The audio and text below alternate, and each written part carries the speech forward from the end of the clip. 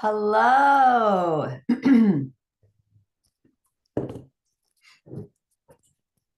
Hi. Oh my gosh, I look like I just rolled out of bed. I promise I didn't.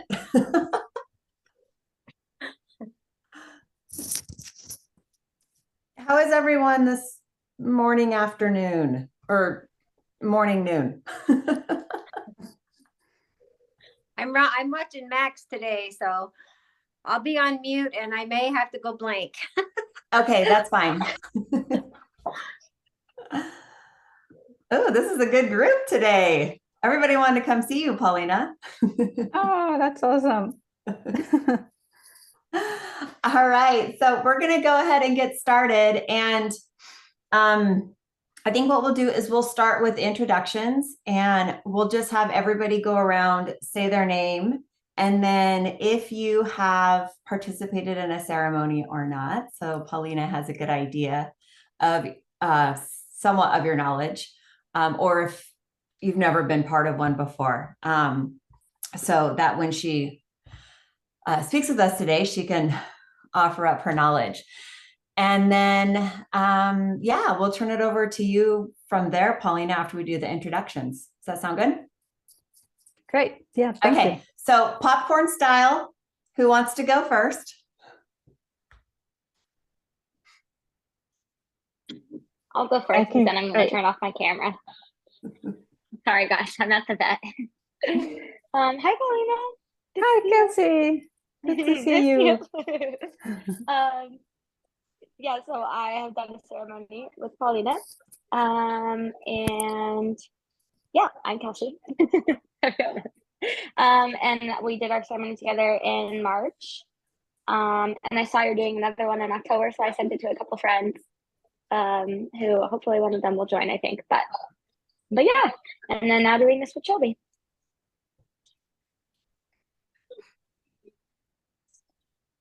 I'm Maggie. I think that's it. Hi, Paulina. Yeah. Oh, hi, Maggie. I did mine with Paulina in April, and that's how I got connected with Shelby. And Paulina's amazing. It was amazing. So definitely want to do it again. Sweet. Thank you. I'm Justine, and this is Nala. And I have only done an ayahuasca ceremony. I just did one in May down in Costa Rica. Went to a retreat and did four ceremonies. Awesome. Good morning. I'm Kelly. I have never done a ceremony before, and this is also my first time with microdosing. So I'm very interested to see the information that you have for us today. Thank you, Kelly. I'm Sharon, Shelby's mom. I've never done any ceremonies, so I'm just real interested. Oh, awesome. Nice to meet you. Shelby has shared so much about your work also with horses. I'm very curious. Yeah, it's really cool. I'm having some really cool experiences with the microdosing in the horses. So yeah, it's neat. Awesome. Thank you. You guys all know me. I'm Shelby. I've had several ceremonies. Most of them have been with Paulina. And my first one, Paulina wasn't with me. However, she was my coach my coach, therapist, whatever you want to call it, after the ceremony. So she prepared me, and then she also integrated me. And that's how we met. And then I asked if I could volunteer at some of her ceremonies. And then we just started doing ceremonies together. I would go and help her co-facilitate. She would do the facilitation of the ceremony. And so we actually have 3 together coming up in October that I'm really excited about. And yeah, so you guys know who I am. And so I'll turn it over to Paulina and let her introduce herself. Awesome. Thank you so much, Shelby. And thank you for inviting me. It's always, for me, you know, it's something that I love, what I do.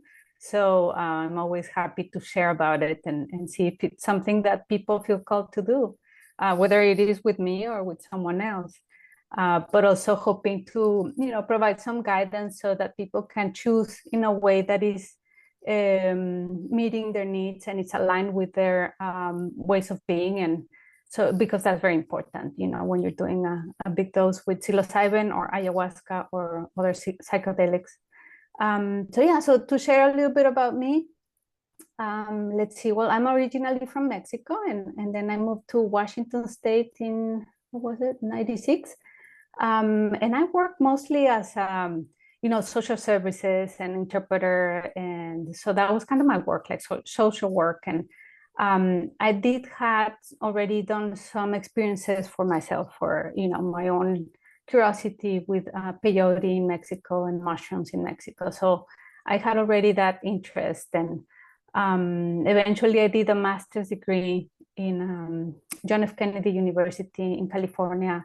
And during my master's, which was a master's in integral psychology, so we were applying Ken Wilber's model. I don't know if anybody knows Ken Wilber, but he has this model of, it's called integral theory. So it was applied onto the psychology degree. And during that time, I focused my thesis on the use of altered states of consciousness for transformation and growth, including plant medicine, meditation, breath work, any way that we could induce an altered state of consciousness. Because of my own experiences, I was like, there's something there that I think it needs to be for sure explored by me. I mean, I know many other people who have done this kind of explorations or research, but that was my focus. And in that time, yeah, when I was done, I was also kind of done with my work. So, you know, as a social worker, and I worked at a hospital for like, I don't know how many years, like 10 years or something. So I finished my master's, and I decided to quit my job, and I go to Mexico to work at a nonprofit, which I was making like almost no money, but I was like, I don't care, it's fine for now. And then I started running like women's circles. So we would get together to work on different things, like shadow work, inner child, things like that. And from that group of people, I met one of the women there who had done ibogaine. Ibogaine is a different kind of psychedelic, and it comes from Africa. So we talked, and I was so curious about it. And by then I had already done psilocybin and MDMA, and I had actually done some like individual ceremonies with people, but more like in an intuitive way, and with people that knew me, like friends who wanted to do it. So I would kind of like guide them and you know, not do the medicine so much, but just be there for them, and kind of more like a sitter. But then I go and do ibogaine, and when I did ibogaine, I was like, okay, this is something else. This is like really changed so much of my perception of myself. And so from there is when I start actually working with plant medicine, and ibogaine was the first one that I started working in a more, you know, professional way, with more of a protocol and following certain guidelines. And so I work with 2 clinics in Mexico that focused on addiction treatment. They also provided ibogaine for other, you know, necessities or needs, but it was mostly for addiction treatment. And so when I'm doing that, when I start, you know, developing more of that experience, then from there I start also working with psilocybin and with the psilocybin mushrooms. And so it was kind of like the beginning was with ibogaine, and then it kind of ended up, you know, for me doing other kind of experiences with people like psilocybin or MDMA. I've done also some with San Pedro with Huachuma, which is mescaline, has mescaline. And I've also done 5-MeO DMT. So it just kind of like started happening, and it just kind of became my work, and I was not expecting that. You know, it just kind of happened. But then it's been since 2013, 14, where I started working with medicine in this way. And the time that I met you, Shelby, is when I was working with this clinic in Mexico, and they focused at that time on providing ibogaine, 5-MeO DMT, also psilocybin, for veterans and also their spouses and families. So I worked with them for a while. And then more recently, I just kind of like stopped working with other clinics and just started doing my own, just my own work, you know, which I was already doing, but now it's like I only do my own work. And it's been really, really nice to do that, to be able to do that, because then I can really focus on my approach and work with people that are aligned with my approach, instead of me having to sometimes, you know, being a certain kind of work that is not maybe aligned so much with my values, or, you know, so yeah, that's kind of like about me a little bit. And and so yeah, so what I do now is I offer group ceremonies and retreats. I also do individual sessions with people, and private ceremonies, which can be like for a couple, or like sometimes two friends, or siblings, you know, something like that. So that's also an option for people. And in the retreats and ceremonies, I work a lot with, like I was saying, with psilocybin. That's the one that I work the most right now, because I think it's a really good one to start with. Well, if you're gonna go do a deep journey with a psychedelic, psilocybin, I think is the best one to start with. Ayahuasca can be very challenging for sure. I don't know how it went for you when you went to Costa Rica to do ayahuasca. I forget her name. Justine. Oh, Justine, yeah. Yeah. Yeah. But yeah, for sure, I think psilocybin is a good one to start with, you know, and in a big dose, in a hero's dose. And that's the kind of work that I do. And so that's the one that I offer a lot at this time. I also work a lot with ibogaine, but only in Mexico because of its health risks. And I do have a team in Mexico, like a doctor and a nurse, and, you know, people who have a lot of experience working with ibogaine. It's a very different psychedelic that needs a lot more, I would say, like respect, and also that, you know, safety part, because you can have some health risks. And then, yeah, the 5-MeO DMT, I offer it sometimes. It's not something I offer a lot. And then mescaline is something that I've been integrating more, but I don't offer big journeys with mescaline. It's more like I use it for integration. So people would do a psilocybin journey with a hero's dose, and then the next day they will do some mescaline to help integrate. Mescaline is very good as a heart opener, and it's not as psychedelic in small doses as other psychedelics. So anyway, so that's kind of like, you know, sharing about my work and where I'm at. And what I was thinking of doing with this group, with you guys, is to, you know, I'll just share and then have a pause to see if people have questions, and then we'll continue with the conversation, if that sounds good. Yeah, okay, that great. sounds great. Okay.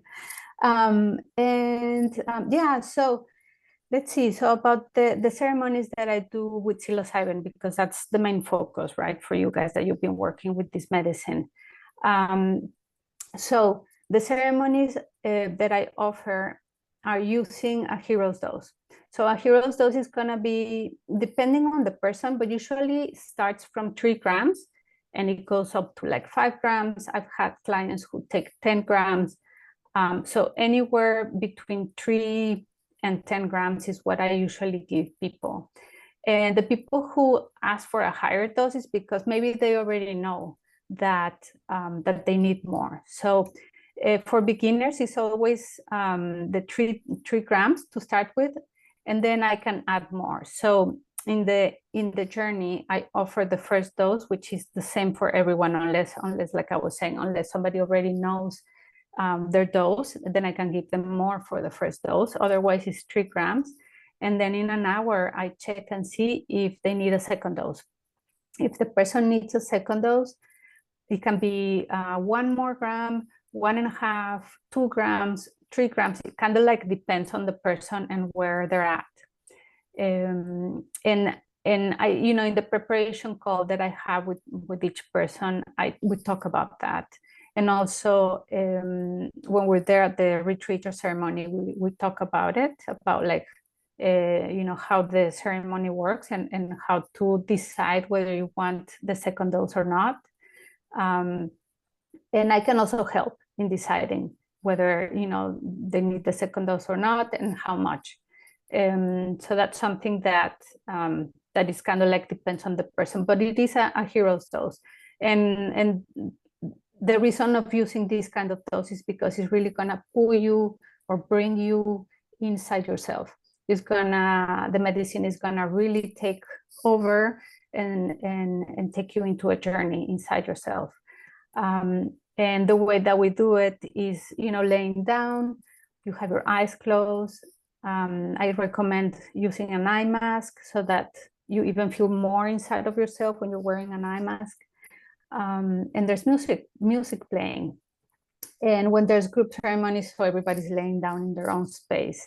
We're all together, we're all sharing the music together. I don't use, some people use like headphones, like each person will have a set of headphones, but with the way I work is everybody's in the music together, and I'm in it too.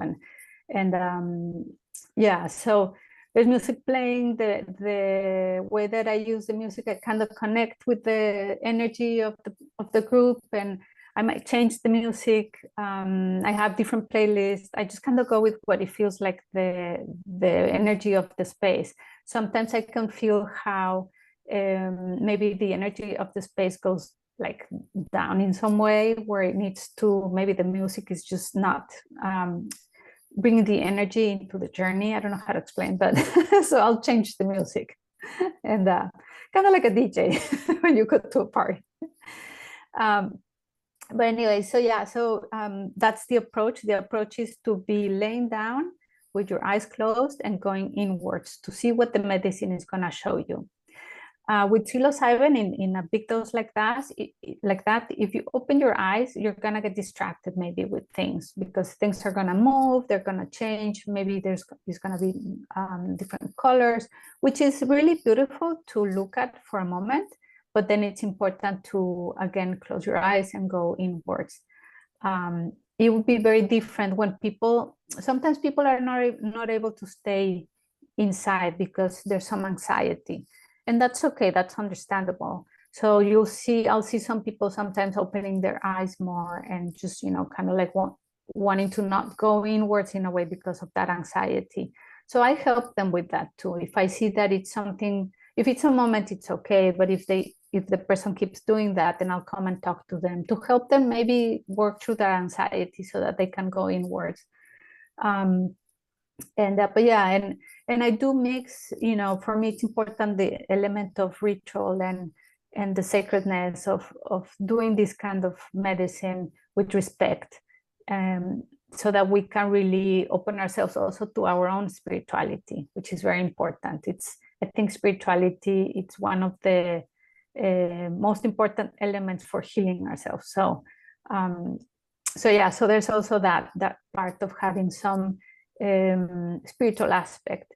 So it's a mix. It's like rituals, therapeutic, and then the spiritual part. Yeah. So the journey with Heroes Dose is gonna be like from 4 to 6 hours. I would say most of the times it's 4 hours, and then people start coming out of the journey. When you come out of the journey, you're gonna feel kind of like you're in between states. You're not suddenly just back. You're still like gradually coming out of the journey.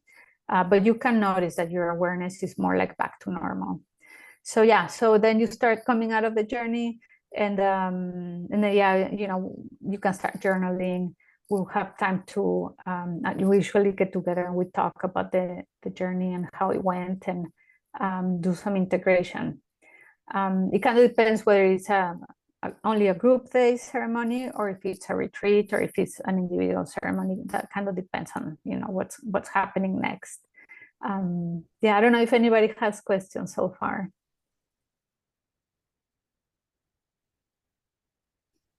No? Paulina, I also have Yeah. that video if you want to share it at some Oh point. yeah, let's do that. Let's look at the video. So this is a video I did. It's like, I think 5-6 minutes. And it shows some of the, some of the places that I choose for doing retreats and ceremonies. I think some of the ones in that video are in Mexico. Sometimes in Mexico it's easier to find certain places than in the US. Yeah, but yeah, that would be nice to look at it. Okay, I'll go ahead and share my screen and get the video started. So give me just a second. Okay, great. Yeah. Yeah, and the group ceremonies can be sometimes bigger. Group ceremonies are like just a day. So there's no, it's not a retreat where you're spending 2 nights or 3 nights.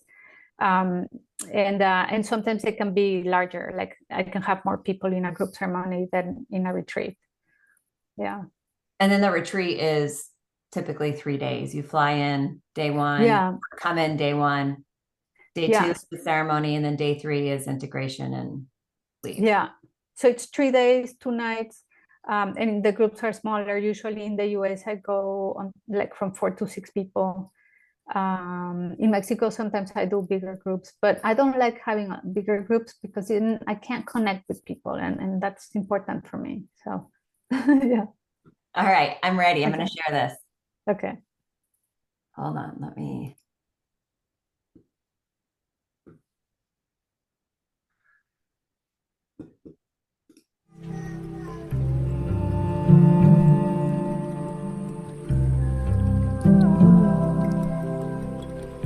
A psychedelic medicine ceremony is a therapeutic healing experience that provides a release of feelings and resolution of past trauma. It opens up a broader state of consciousness where everything in life makes more sense and life feels in better balance.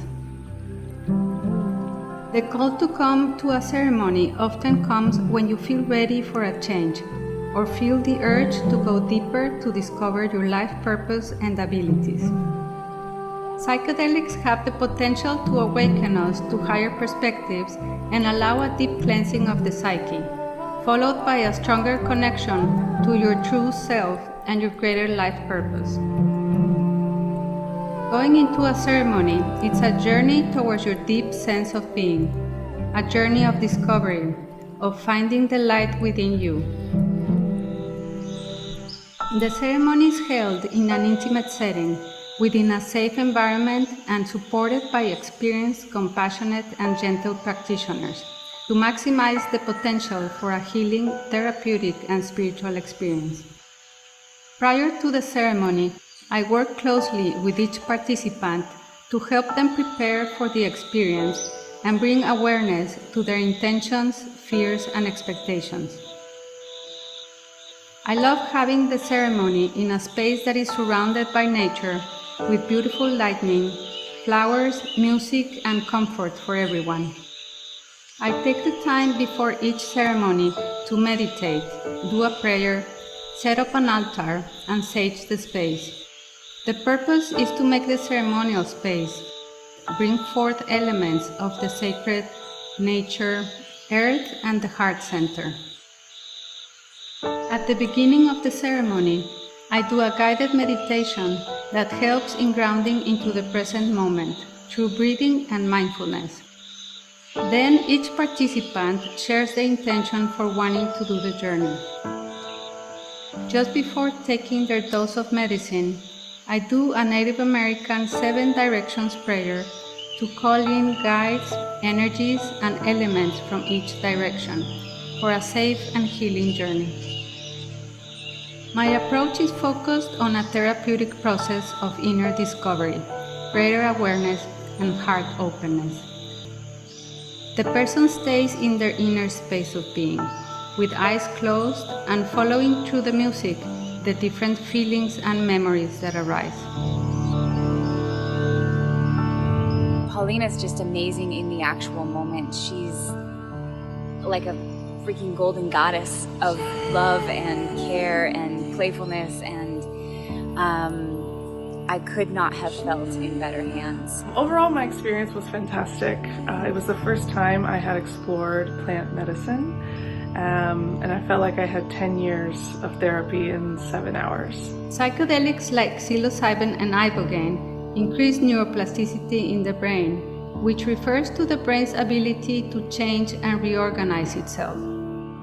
It's not a panacea, but when used in conjunction with good wellness practices like meditation and mindful movement and just general presence and good health, plant medicine with an amazing practitioner like Paulina can be life-changing.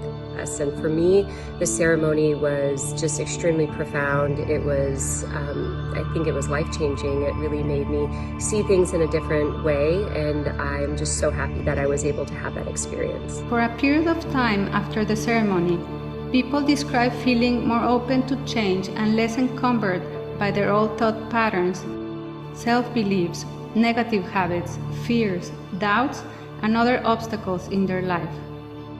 I feel like the ceremony really gave me that. It gave me exactly the answers that I needed, even though maybe it wasn't what I was looking for, but it has put me on the path that I am on now. I am happier, I am content. I feel that I have the answers I need and that everything is within me to make whatever I want to see happen, happen.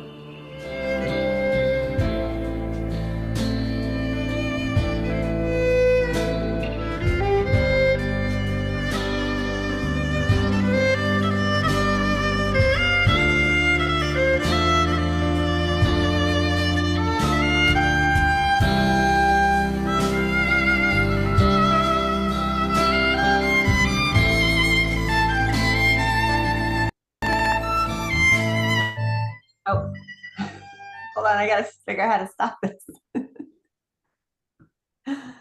Awesome. Thank you, Shelby. Yes. Yes. Thank you for sharing that video. I got a little teary-eyed as I was listening to that. I know. So sweet, no? They're so sweet. Just from going through the experience, it's so transformative and in some cases life-changing. It's just, yeah. I get very emotional thinking about it too. Yeah. So, in the video, it shows kind of like the way that I work around doing this kind of work, doing these kind of ceremonies. I was trying to think like, what are some of the, the benefits and I think some of the testimonials there, that's what they share, right? So I would say, for people who go into this kind of experience, it doesn't mean that you're gonna have maybe the journey that you're hoping for, right? Like you come with your intention to do a journey, and the medicine is really gonna take you to the places that you need to visit inside of yourself, the places that you really need to heal. And for many people, this is a first experience. So it's not necessarily like you're gonna know exactly how to navigate or how to let go into the medicine. But all of it is part of learning about yourself. It's part of the healing, is to notice like, okay, I'm struggling with this. This is probably a reflection of something in your life already. So all of it is a learning experience, and it's an opportunity to let yourself feel your struggles or your anxieties or your desires and your needs. And so in the journey, I think what's important is to also know that your intention is going to be the guiding light of why you're going into this journey. But then when you're in the experience, the medicine is really going to be your guide into like, okay, let's look at this. This is something important. And sometimes there are things that you don't even think that are going to come up, or maybe things that you thought you had already healed or, I don't know, worked through. And it's coming up again, and you're like, okay, well, I guess I have to look at this again. And so it's a mix of with psilocybin. What I like is that it's a mix of the medicine guiding you, and at the same time you having the possibility of asking questions when you're in the journey. So with ibogaine is different. for example, you're more in it and that's it. And I think ayahuasca maybe at the end you can ask some questions, but it's also you kind of have to let go into the journey. And psilocybin, it's a mix. It's like for sure letting go into the journey and then having moments where you can bring up something into your experience to see if the medicine will show you something about that. And I work with a lot of people who come, with trauma, childhood trauma, or abuse, also depression, anxiety, or just people who are going through a transition, or maybe they're in a process of grieving. And it helps with all of that, because it's really going to take you to whatever you need to heal the most at that time. And to find just more awareness and more compassion and more self-love for yourself. So that's kind of some of the benefits during the journey. And then, afterwards, usually people feel more motivated, with more clarity, more grounded, more present. Just you feel, kind of like you feel good, because also it does that neuroplasticity in the brain, and it does the balancing of your serotonin. So all of that is going to help you to feel better.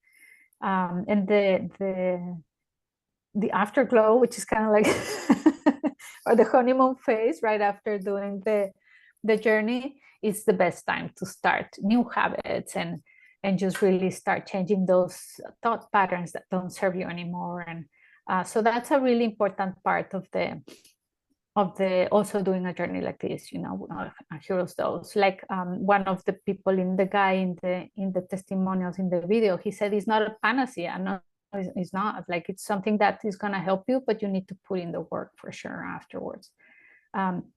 So it's kind of like that. I would say also the preparation is very important. People who take the time to prepare before doing the journey have better, I would say, just have more of an ability to navigate when they're in the journey, because they feel more prepared and they can remember the tools and their intention, and they've already been doing some inner work, because I provide that workbook to prepare, which has a lot of questions about your life, like where are you at in your life, like what's going on, so that when you go into the journey, you have more of an awareness of where you're at in your life. So that's kind of like some of the, I would say, overall elements of the psilocybin hero's journey. Do people have some questions? I can keep sharing also. I have a question. So I don't know how to ask this, but my experience with psilocybin has been like more recreational. I've never done a psilocybin ceremony. And out of the times I've done it, it's made me like really like happy and like giggly and like, it was like a good time. So it's like, I'm just trying to like think, like, I know setting is really important, especially with like a ceremony. It's like, I've always been so envious of the people who could like, do psilocybin and have like these like deep spiritual experiences. But for me, it's always been just like more like fun and giggly, you know what I mean? So I'm just wondering, like, what is it like? Is it a ceremonial like setting that kind of like promotes that like deep experience, or like I've just always felt like I'm doing it wrong, or there's something I'm not doing when I just do it recreationally? Or when I say recreationally, I just mean like me and like one or two other people, not at like festivals and stuff. But I'm just kind of wondering like what you have to say about like setting in the ceremonial space. Yeah, for sure. I think it makes a big difference, because I've had people who come and they're like, I've done mushrooms before and it's been, really fun, and I haven't had like a deep experience, or like a mystical experience. And so I think some of it, it's the setting for sure. And that you have also doing that part of intention, right? And working with yourself with a certain intention. That's also important. The way that we do things, the intention that we bring into doing something is very important. It's like kind of like pulls you into doing something deeper. Or maybe if it's recreational, then it's, then that's the intention. So I would say the intention, the setting makes a difference. and the dose. So I don't know how much you've done. Do you know how much you've done for like the recreational doses? Like, I think the highest has been like 3 grams, maybe. Yeah. Yeah. So so maybe, you know, like if you went to do a journey like this, yeah, you would probably need more, you know, so you could start with 3 grams and then just add more in an hour. Don't wait too long, but you could just add more. And then, yeah, just really making it so that you're, you know, the purpose of it is to work with yourself, with whatever is coming up. And some people who come, who have done mushroom, you know, journeys by themselves, and they come and do a journey with me, they're like, there's a difference in, and it could be the space that is created. And then maybe that part of like, okay, well, I can just let go because if I need help, there's someone here that can help, you know? Yeah. So I think it's a mix. Sure. And do you serve it in like a tea, or is it like the actual mushrooms? Yeah, it's in a tea, the first dose, and then the second dose, it depends. Sometimes I give capsules, and then sometimes it's still in liquid. So yeah, because the other thing with mushrooms, it's that one mushroom can have more potency than another mushroom. So it's better to kind of like blend them, like grind them together, and then use all of it, you know. I have another question too about intention. So when I did my ceremonies, and granted that was with ayahuasca, but I kind of got a lot of like mixed like advice sort of on like how to set your intention, like because sometimes it's like if people go in with like too specific of an intention, that maybe that like will like block out like what the medicine is really trying to teach you, you know? So like, but then it's like if you go in with too broad of an intention, like mine was always just like, show me what I need to see. And, you know, like maybe that would be like too like, you know, broad, so that like I'm not like focusing in on something. And for me, it's like I came in to my ceremonies with like a lot of you know, like I have a history of trauma and addiction and things, and there was a lot of things I was like wanting to heal, but I didn't want to like narrow down my experience to like one specific thing. So like, I guess like, what is your sort of advice on like how to set an intention? Yeah, no, and that's something that I get asked a lot. So, and I think like what you're sharing is true. Like you can have a, you know, kind of like a wide intention, and then you can have also, you know, a more specific intention. And I think you can have both, actually. You can be like, help me heal whatever needs to be healed. And then, okay, but I would like some clarity around like, what's the root of addiction? Or, you know, and then have more specific ones. And then the medicine is going to show you what it shows you, right? And what I've done, or what I recommend doing, is then give it time, and then just kind of like look back at your notes, or like your journal, if you took some notes and journaling into like, okay, what was your experience? How does it relate now maybe to your some of your intentions? Because sometimes we don't know right away, you know, right after the journey. Sometimes we do get some insights and, you know, realizations about it, but sometimes it takes time, and it's important to kind of like keep looking back of like, okay, well, this was my experience, these were the feelings that came up, and looking at like how can that connect to your intention. But yeah, I think you can do both. I mean, when I did my ibogaine experience the first time, I was fine. I was happy. Like, I was like, I don't know, I'm good. Like, but yeah, show me whatever I need to heal. And he showed me, you know, this whole story about my dad. And I was like, oh, wow. Okay. Well, that was intense. You know, no idea about that. So yeah. So I think it just works with you. So it's also whatever effort you put into it, you know, whatever like attention you're putting into like the afterwards, you know, the insights and stuff. Yeah. Thank you. Yeah. I'm curious, was your experience good with ayahuasca?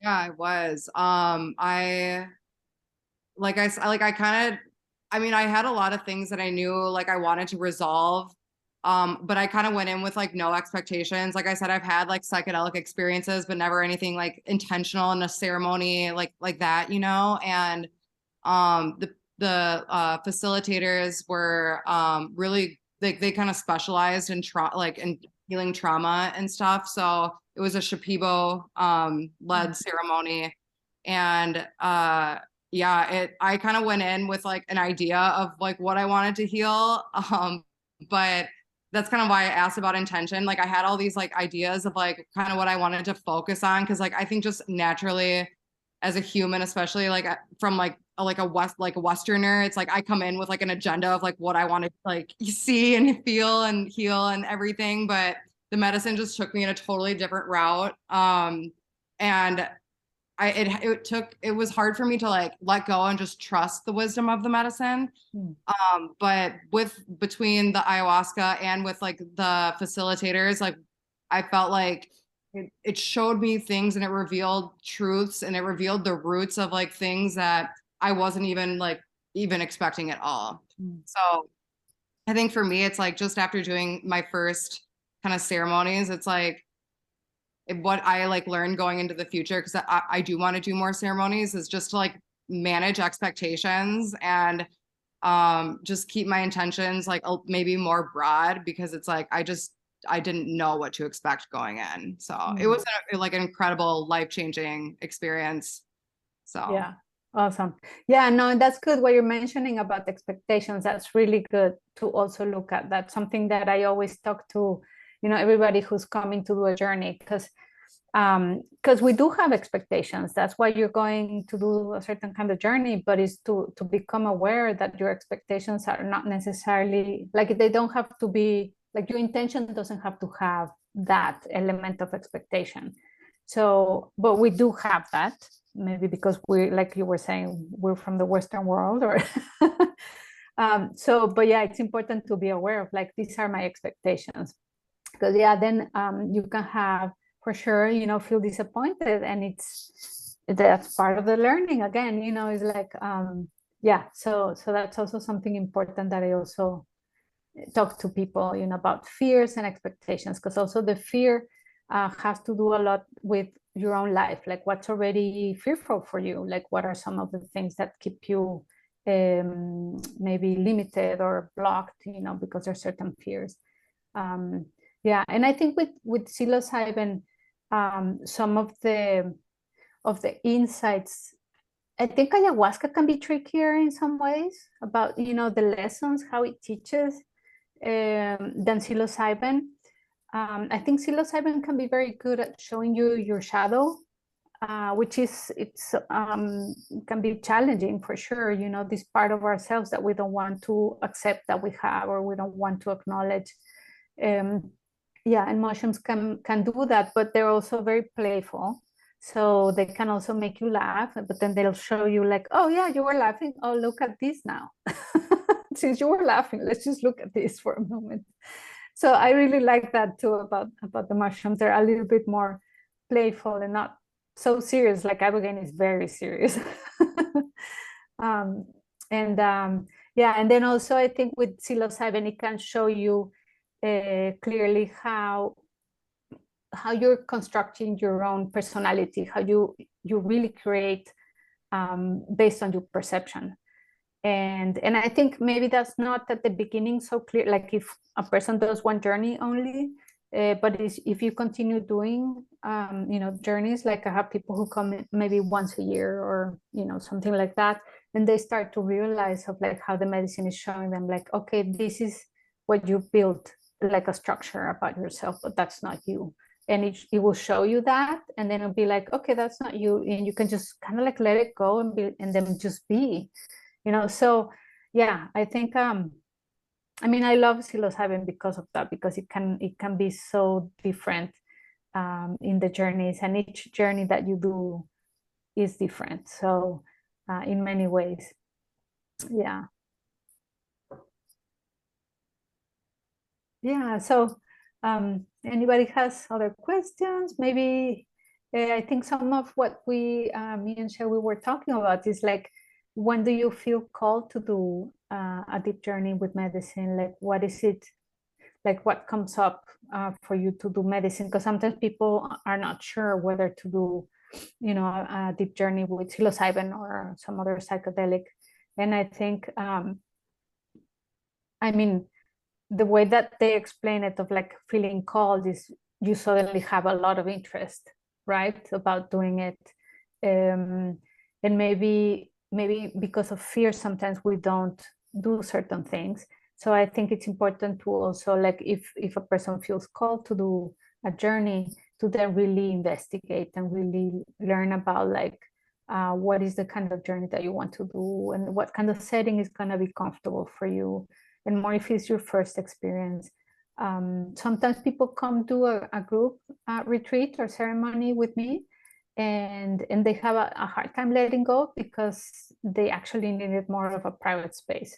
So so then they realize that, and sometimes they do a private ceremony to experience that in that way. Because yeah, for sure, it can be distracting to be with other people in the group, and at the same time, it's very how do you say, just, I don't know, just satisfying to also be with other people who are doing the same kind of journey for their own purposes, but they're wanting healing.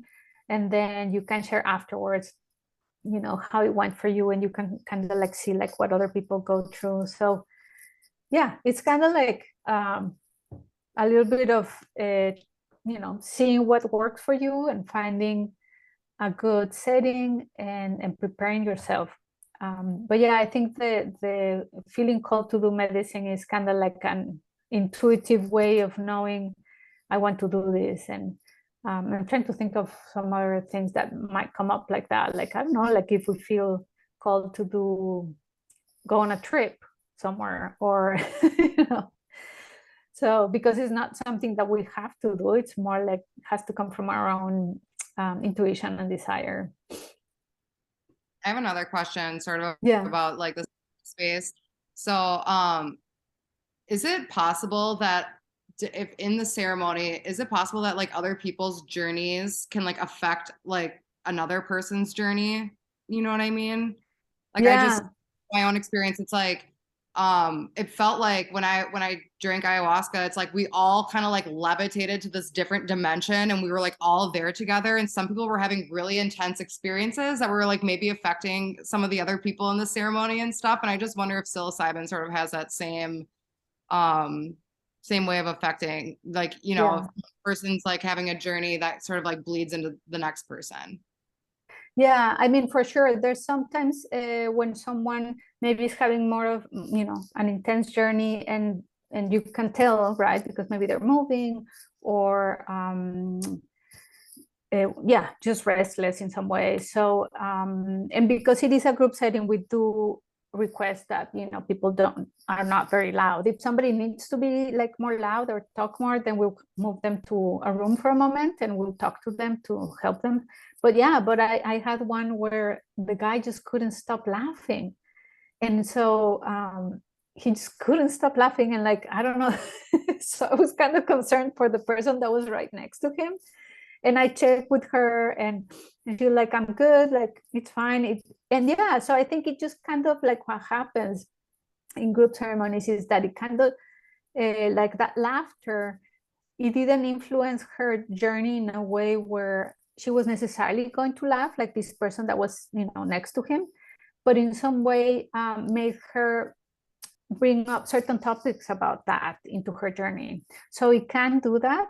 Sometimes, you know, where you hear the next person crying, then maybe something comes up for you that is also sensitive in some way. So, but not always. Sometimes people, even though you hear them, you're like, you're on your journey, and that means, yeah, it's not really affecting you. So it kind of depends on the person.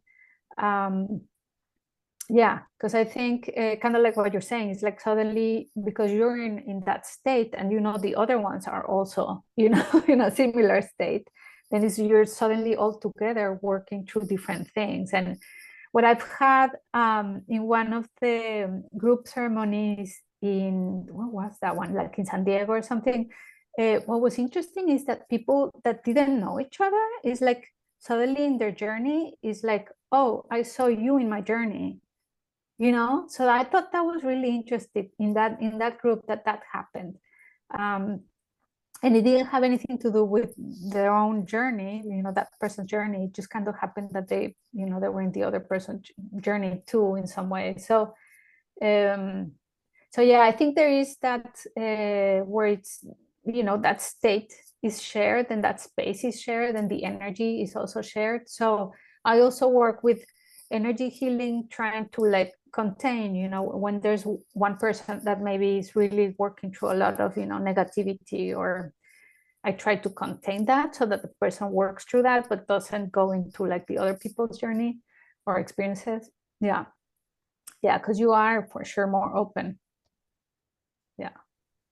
Can I share just to add to that? Yeah. There's also the flip side to it. When you're in community and you hear the person next to you who may be crying, or you know that they're going through something very deep, it's almost like you're there to not guide them, but just be of support in a way. And it's this most beautiful connection that happens when you hear that person going through their own journey. And again, everybody's different. I don't notice a distraction, but I feel more of a connection, and just that you're there to support and just offer whatever it is that they need energetically, not necessarily like get up and help them.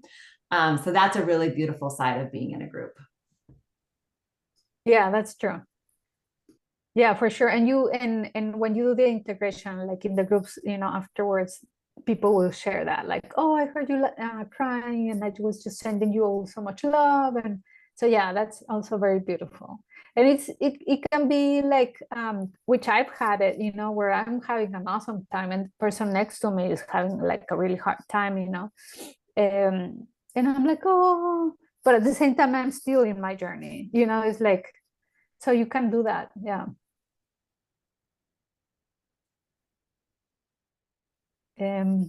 What else do you guys want to know? I'm trying to think, because we have a little bit of time, not too much.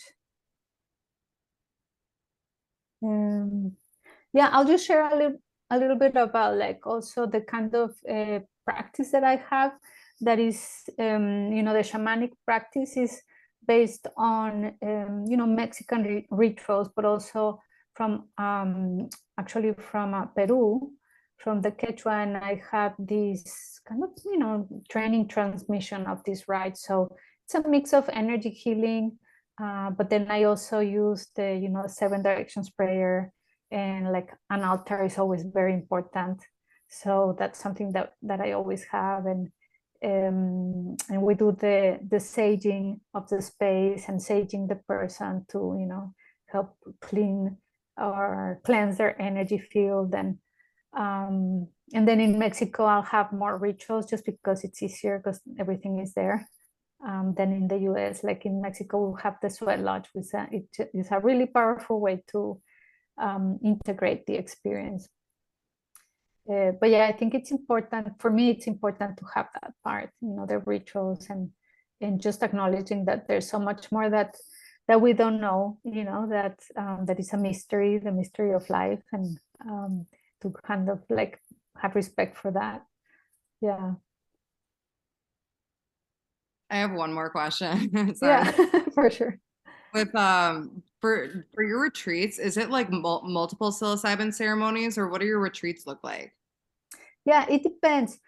Sometimes I do have 2 psilocybin journeys, but I would say it's a mix. Sometimes I offer like just a hero's dose with a therapeutic dose of MDMA, which is also a good mix, because the MDMA is gonna help you open up more to this really high dose of mushrooms. So that can be one option. And then, like I was saying, there's some that are psilocybin, like a hero's dose, and then the next day we do mescaline. And then there's some that are psilocybin, and then the next day we do 5-MeO DMT. So kind of like that. And when I do ibogaine, it's only ibogaine, because with ibogaine you need a lot of time to recover.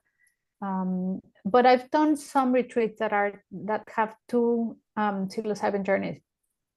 Yeah.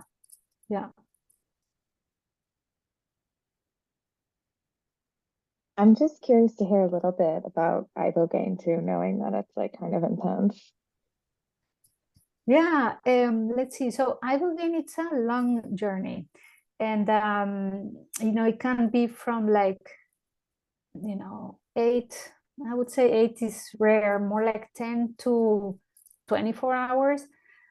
You're not in the same state for that long, so there is an acute phase at the beginning. So let's say you take your dose and then you start feeling the medicine maybe in an hour. So it takes a little longer to maybe get into your system. And then that acute phase can last for like 6 hours. And then from there, you go into the introspective state, which you're still in the medicine, but you're not so deep in it. So you're still like in the state of like having a dream-like experience, because that's how ibogaine works. Ibogaine is not necessarily psychedelic like psilocybin. So in the way that the visuals are not like that. With ibogaine, you have to close your eyes to see visions. If you open your eyes, you don't see, I mean, you only see like blurry things, but you don't see like all the psychedelic effects like psilocybin. So yeah, so like for psychospiritual, the dose is less than for addiction treatment, because you don't need that big dose, and it's safer also. And yeah, so it's a longer journey. It has, more health risks. So for sure, people are required to do an EKG and just to do kind of like a medical history application with me. And we do have a doctor there just in case. But yeah, so yeah, you're in the acute phase for like I was saying, like 6 hours. Then you go into the introspective state, and that lasts for a long time. People usually don't sleep that night because it's a strong medicine and it gives you insomnia. And you're still in that introspective state. So in that state, you're really, in that kind of like a witnessing state, and also a really, I would say, a really like meditative state where you can ask a lot of questions, and you can ask questions about your acute phase, about what happened in your acute phase. But yeah, then, sometimes people come out of it sooner than others. So yeah, so like, let's say maybe somebody was able to sleep at night for a couple of hours, and in the morning, they're still feeling the medicine, but they're mostly fine. They can eat and all of that. But some people might take another day for them to be able to get up and eat, and, things like that. So the next day after ibogaine, it's really about recovering and eating and sleeping if you can, and because it's an intense journey. And the spirit of the medicine, it's kind of like a grandfather, so it's very direct, very potent, and like demanding in a way, and at the same time loving, for sure, and like I was saying, it gives you that witnessing experience where you get to see things about you or about your life, but from a witness kind of like point. Yeah, so it's a mix. It's like you're in the experience because you can see the experience. It's like maybe memories from your life, and you can feel that because it's like you're remembering this, but also you're witnessing it. So it's very interesting how it works, and you're more like in a dream-like state.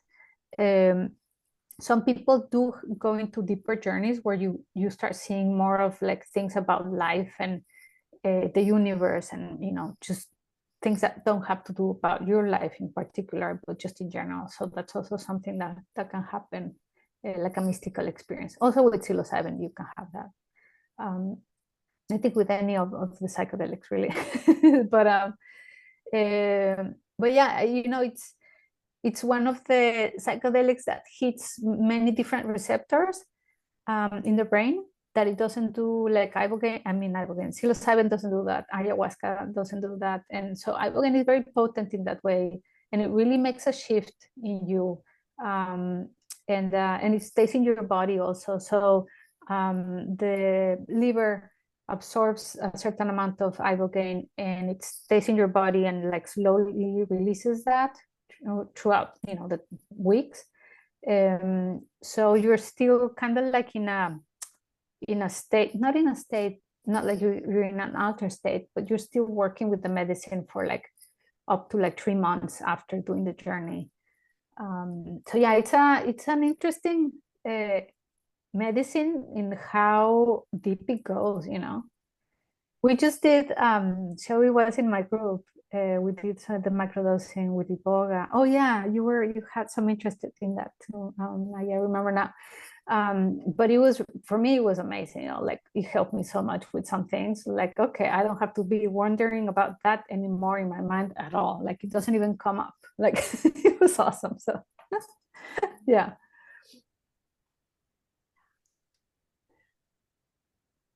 All right, we're out of time. So I don't know if there's any other questions that anyone has real quick. No. I just want to say thank you so much, Paulina, for offering up your time and being able to be on this call and share your wisdom about the ceremonies. I really do appreciate you. Yeah, thank you, Shelby. Yeah, no, I like doing this, and I hope it was helpful. And if people have questions, you know, they can contact me or but yeah, I would just say if you are going to do a deep journey with a psychedelic, make sure that you find something that is aligned with your needs and that is safe. And because sometimes people go and have a really terrible journey, and then it's more traumatic. So just make sure you do it in a way that is safe and that you're taking care of yourself. Absolutely. Do your research. Yeah. Yeah.